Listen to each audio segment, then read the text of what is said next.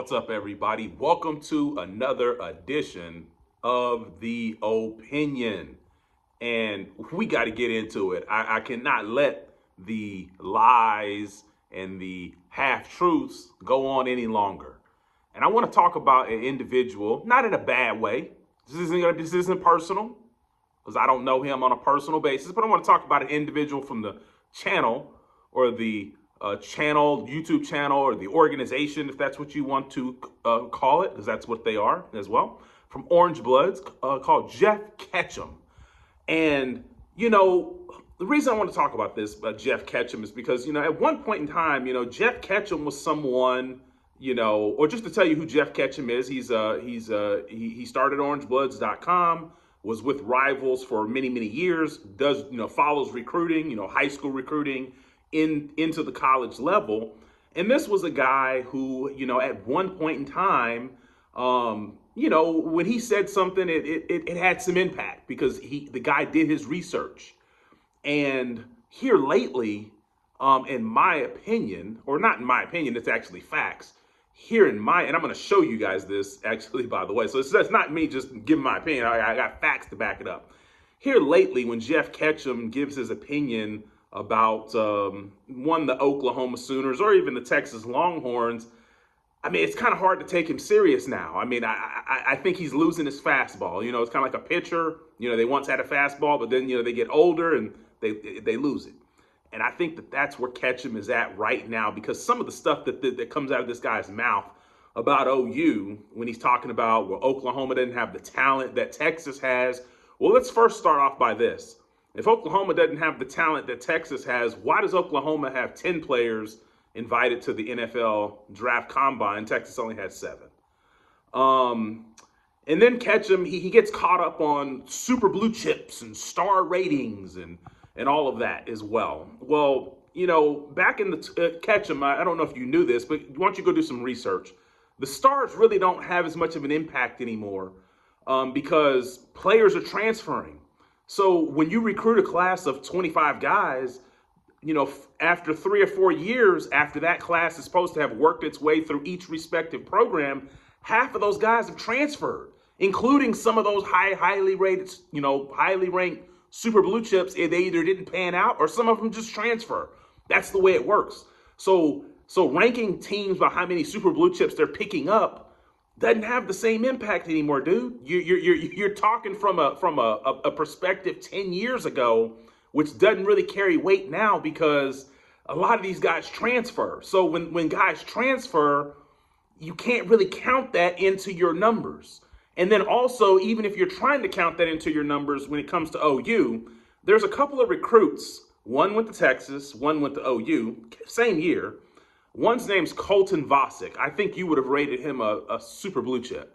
He's pretty high rated, 4-star. Another guy plays for Oklahoma, same position, by the way, is Taylor Wine. Now, Taylor Wine, when Oklahoma first started recruiting him, he was a 3-star recruit. Didn't have a lot of big offers until after Oklahoma started recruiting him.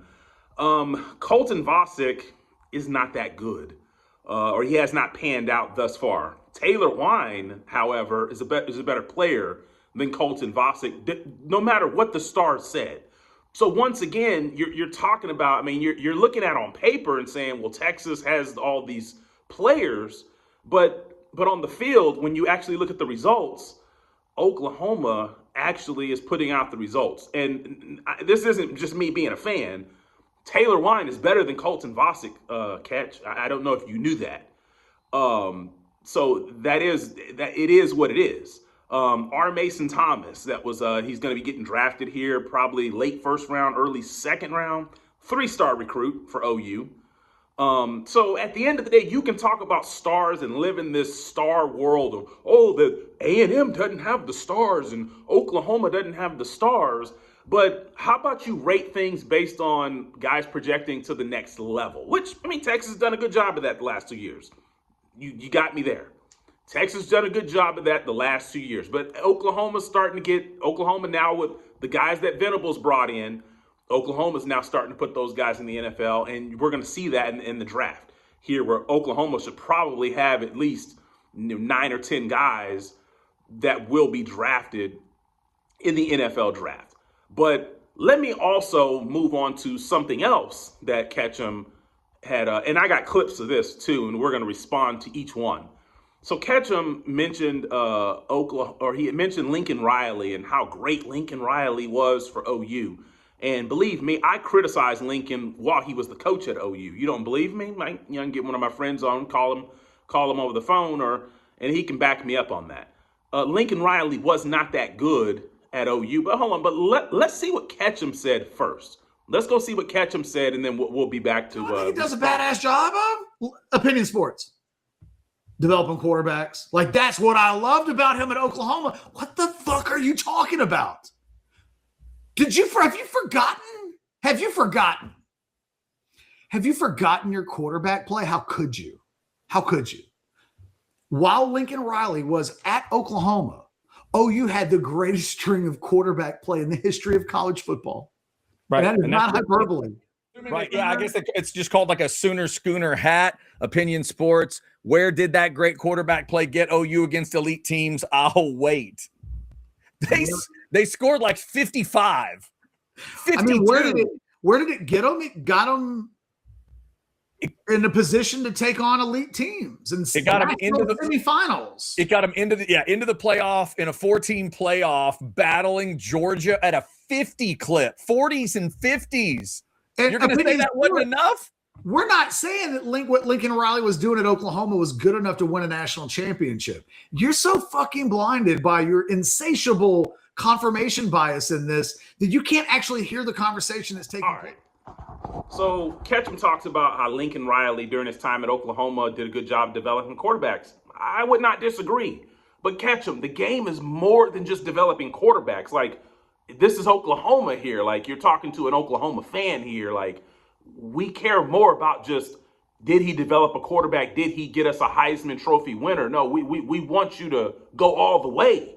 We want you to go all the way. We want you to win. He had Baker Mayfield. He had Kyler Murray. He had Caleb Williams' his true freshman year. Now, Rattler probably didn't pan out to be what we thought he was going to be. Oh, and then, by the way, he had Jalen Hurts within there, too. And, yes, he won the Big 12. He won the Big 12. You mentioned that. That was another thing that you mentioned there in the clip. He won the Big 12. But, Ketchum, the Big 12 was weak back then.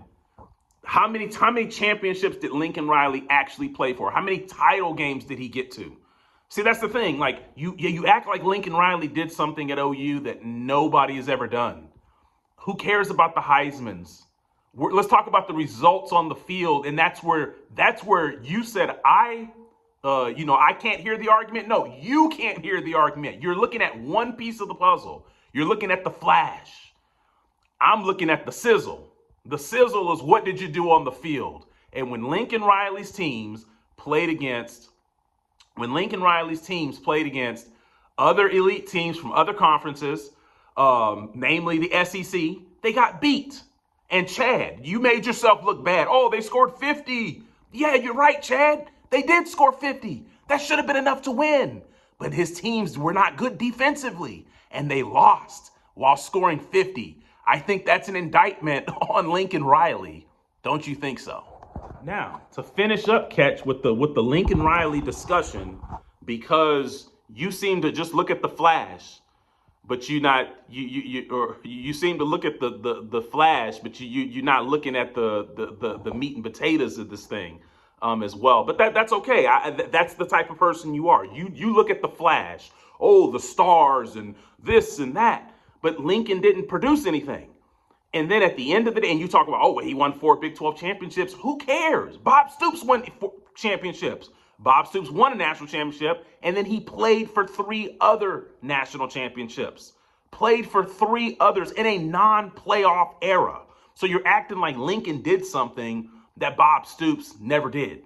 No, Bob Stoops did things that Lincoln Riley never did. Won a national championship, won Big 12 championships of his own, as well as played for other national championships. Yeah, he didn't win, but at least he got there in a non-playoff era. What did Lincoln Riley do? And then, by the way, Lincoln and Brent, because Lincoln left, Brent got the job. So they both started the jobs they have now the same year.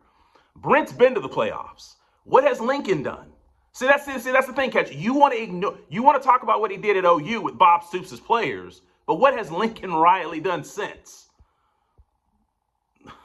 I mean, Brent's been to the playoffs. What has Lincoln done at USC? He's the same bad habits he had at Oklahoma. They carried with him to USC, and now it's glaring. So you can talk all about the flash and the hype and the passing numbers and the Heismans and all that.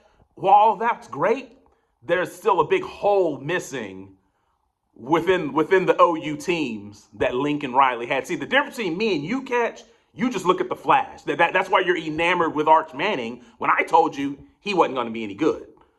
And I told you he was going to be average. That's what, if you go back, I have a video on this channel. I said he was going to be average, and I was right.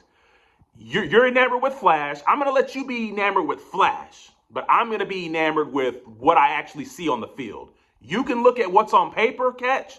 I will look at what my eyes tell me. And what my eyes tell me is that Oklahoma's players are just as talented as Texas's players, by the way. Oh, and then I think you had something to say about my grammar too, by the way. Let's roll the tape on that. Not wore a wagon on my head. You also did not pass your English courses. There you go. There are some things happening. Tatum Taylor was on the OU campus for less than a year, and then he transfers out. Like, it's not just Tatum Taylor? I don't know who Tatum Taylor is. I mean, you talk about my grammar, but you can't even get people's names right, dude. Like I said, man, you losing your fastball. And you said that you said Taylor Tatum. I think that's who you meant to say, because I don't know who Tatum Taylor is. You said Tatum Taylor. Tatum Taylor was on OU's campus less than a year. Dude, once again, you're losing your fastball, dude. I think you might need to seriously think about hanging it up. Taylor Tatum was at an OU's program for 2 seasons. 2 seasons, not 1, 2.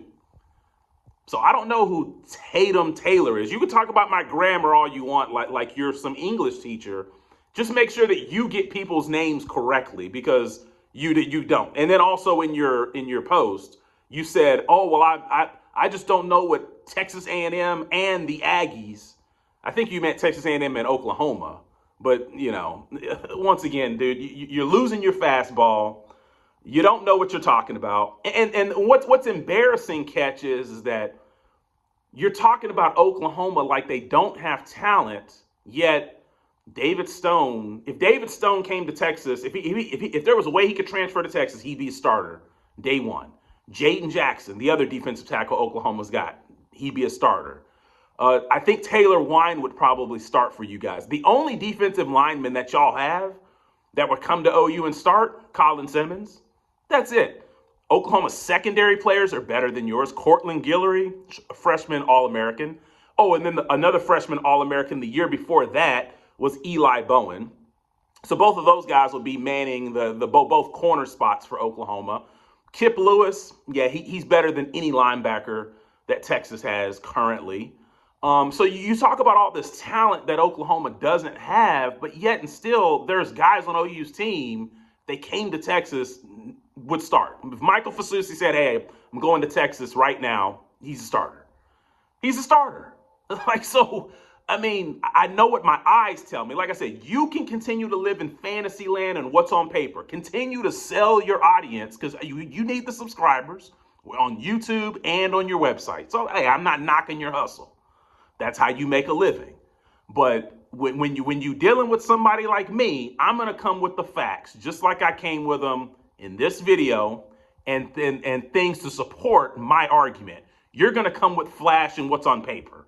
But then what happens after that, you act like it just never happened as well. So at the end of the day, Catch, make sure that you have your facts in order before you come out and say things. See, it's embarrassing when you come out and say Oklahoma doesn't have talent, but yet they got more guys in the NFL Combine than Texas.